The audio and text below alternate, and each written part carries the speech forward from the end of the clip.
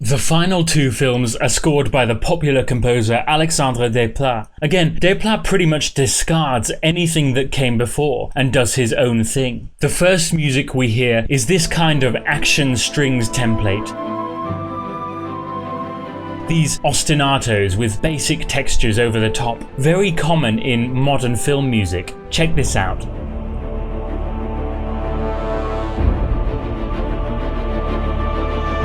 Very Dark Knight-esque. We get some leitmotifs played for nostalgia. Hedwig's theme as he looks in his cupboard.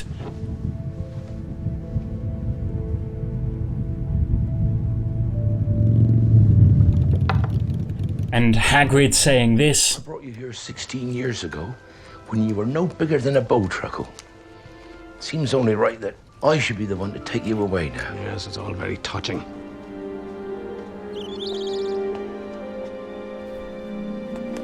And we get some new leitmotifs too, like, for some reason, what later becomes Neville's theme, as his friends all appear. Hello, Harry. Wow, hello. You're looking fit. Yeah, he's absolutely gorgeous. Let's say we get undercover before someone murders him. Evening. Here's maybe a theme for the bad guys. It's all a little hard to say, as the themes don't really appear with enough significance to be well remembered, but the score is definitely a bit more motivic. There are some interesting new soundscapes, such as this typewriter propaganda music.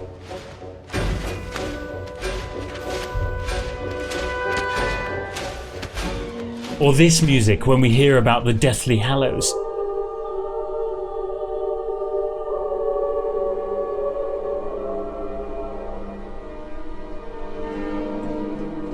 Or this new love music when Ron tells us how he found them. This tiny ball of light appeared. And I knew. And sure enough, it floated toward me, the ball of light. This kind of music brings a new flavour to the series. There's also this kettle boiling motif, which symbolises the Horcruxes and heavily reminds me of the same sound effect used in Lord of the Rings. There's also some huge action strings or war drum moments. It sort of marks the complete Hollywoodization of the franchise, musically speaking. I mean, honestly, how different is this from the thematic musical universe that was set up in the first films? It sounds like it could be just as much a Christopher Nolan film as a Harry Potter film. Again, writing this kind of minimalistic music is simply easier, especially when everything is composed digitally. Also, it's very fashionable, where most young composers would rather imitate Hans Zimmer than find their own voice. Of course, Desplat does have his own voice, but it belongs to this new era of film music, not the old one. I would go so far as to say that the music is just not very personable in this film. It lacks any real personality. We felt emotionally attached to the music and themes of the early films, but we won't find that here. Here, it's much more the modern recipe, but it possibly forgets to inject personality into the mix. So on to the final film, and we get no Hedwig's theme as the main title appears, maybe a nod to the fact that Hedwig is dead, though to be honest it had stopped being Hedwig's theme long ago and became a general main theme. Instead we get war drums and muffled, languid singing, and these gorgeous seventh chords. This is called Lily's theme, which is basically the main theme for the film. It's not just used for Lily, but in other scenarios too.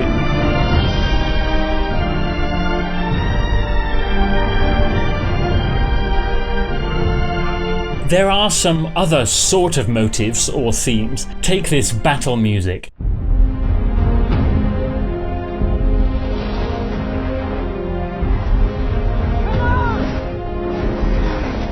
Which later transforms when the fighting's over.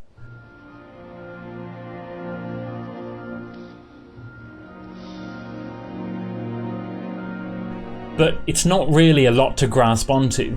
Even if there are some cases of good themes, we're not really that emotionally attached to them because they've only appeared in this one film. We haven't really been given much chance to grow with the themes or attach much significance or deeper meaning to them. And this becomes a problem in various ways because the score simply doesn't carry the emotional weight that it should 8 films in. For example, this one theme for Neville Longbottom.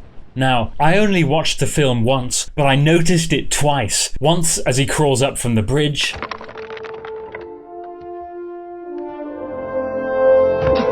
and once as he wakes up from injury.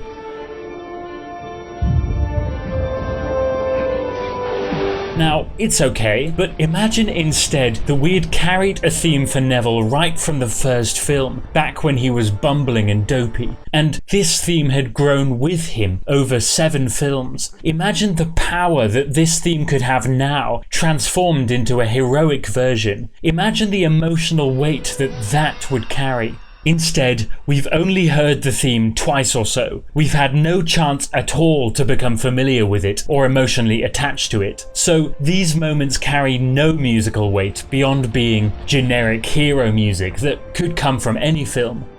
Because the musical style has jumped around so much and we haven't had a chance to become attached to any themes or musical character, these emotional climaxes just don't land like they should. And this is my problem. Considering that we're 8 films in, the music should be able to effortlessly bring about emotional connections and references, but it doesn't even try. Or when it does, we just realise more acutely what we've lost, like this appearance of the main theme when they revisit the Chamber of Secrets, which is a bit of a play for nostalgia, a bit like the trailers to the Jurassic World films. Here, it's interrupted by a modern cinematic war drum.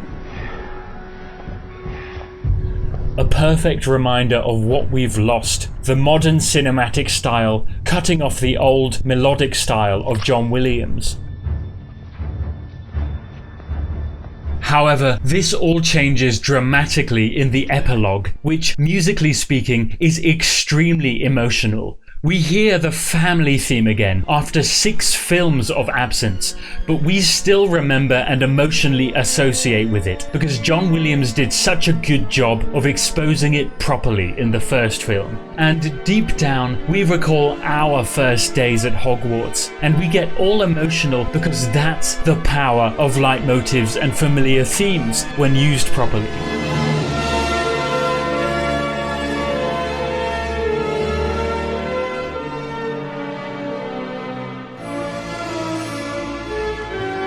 Though I should note, this scene is musically a carbon copy of the ending of the first film, so it's basically written by John Williams. Also, side note, why the end credits to the final film end on such an unresolved dissonance, I don't know at all. The series is literally over, why end on such a bum note? Anyway, this epilogue scene is so powerful because we attach meaning and emotion to these memorable themes. They must be memorable by necessity, and preferably singable too, so that the melody really sticks with us. John Williams can elicit emotion because his melodies really sing, move, breathe, are alive, and are also catchy and memorable by nature. And so his use of melody might be why his music feels so much more alive. And they're designed to snowball meaning and emotion as they recur. These earlier themes gave colour and flavour to the films, which the later music doesn't. When the music becomes unmotivic or unthematic, it loses its ability to carry long-lasting meaning, significance, and effect. It just becomes music. It loses its deeper meaning, which it should have carried with it and built on since the beginning. It loses that line of consistency, which should have helped each film score to build on the last one and carry its meaning with it, however dark the films do become. I think that would have been far more effective because we'd remember how things had once been and how they had changed, transformed, for better or for worse. Just like Frodo remembering the Shire when all is dark around him. These motives carry deep emotional meaning and can take on more and more meaning, but by abandoning motivicism halfway through the series, the music loses its Wagnerian power to weave a rich tapestry, uniting these 8 films as one long, transformational, but consistent emotional journey. Instead, we get music that fits each scene just fine, but we don't get that intertextuality of leitmotifs that we did in, say, the amazing score for Star Wars or Lord of the Rings, where emotional musical anchors carry meaning throughout the series, making us reflect periodically on what has changed, what has been lost, what really matters as we grow older. But Williams also knows how to write with tension and release, which I've talked about in another video. Notice this moment, which is copied from the first film, and it's probably the most emotionally impactful moment in the score.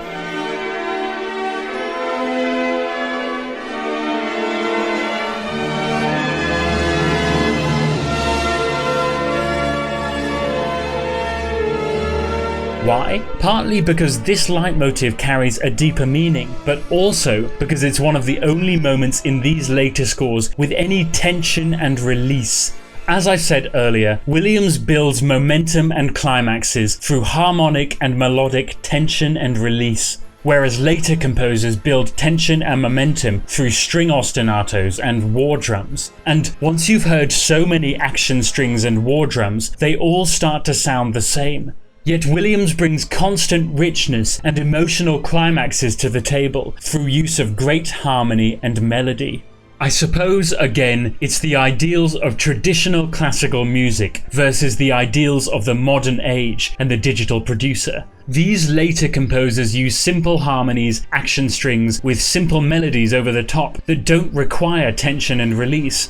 And they use textures that are more suited to digital mock-ups. The little leitmotifs that do crop up later on are used more as signposts rather than woven intrinsically into a meaningful musical tapestry. It's hard to say all this because I don't want to disparage the amazing job that the composers all did, but this is what we get when we totally abandon the traditional classical technique in favour of easier wallpaper solutions which could be cut out and placed into any other film. John Williams gets something that many modern composers don't, that there is so much to be learnt from the old masters, and that easy, modern, cliched solutions just don't live up to the old experts of emotional manipulation, the masters of tension, release, motivicism, melody, and making music come to life. If we want instruction on how to write a better film score, we might do well to turn to them.